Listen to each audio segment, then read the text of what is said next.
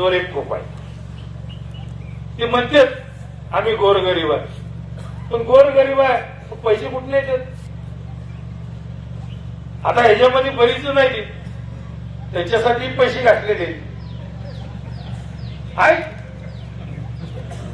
म्हणजे ऐकणारी बी आहेत अजून बाहेरून लाईव्ह असं लाईव्हच आहे गरीब ती बी ऐकणारी बी काय असणार आहे ते नाही 5-50,000 लाख 2 लाख 5 लाख 10 लाख घातले. ती मला एक जण आजच म्हणला, अहो दादा तुम्ही सारखं म्हणताय या इलेक्शनला गेलं त्या इलेक्शनला येतंय, येऊन काय करा माझं 10 लाख द्यायचं मीच गाडी अडवतोय म्हणजे गाडीवाली भेटते गाडीवाली म्हणजे भाडं दिलं नाही.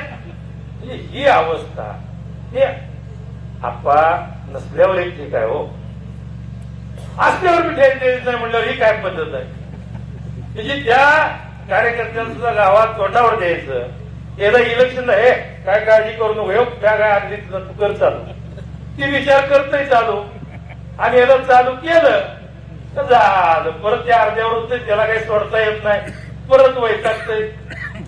पण ही बी करणार आणि ही पोपटपंची बी बोलणार, या असल्या गोष्टी आता या गोष्टीला बळी पडू नका.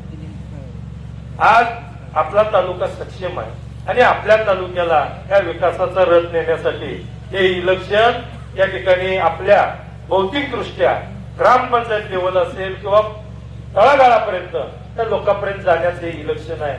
या लोकांना आपल्या पंचायत समिती आणि जिल्हा परिषदेच्या त्या आपल्या सगळ्या 4 जिल्हा परिषद आणि 8 आपल्या पंचायत समितीच्या सर्व उमेदवारांना जिथं कमळ दिसतंय, आता बाकी काही बघायचं नाही, ज्या ठिकाणी कमळ दिसतंय त्या ठिकाणी काय करायचं नक्की का?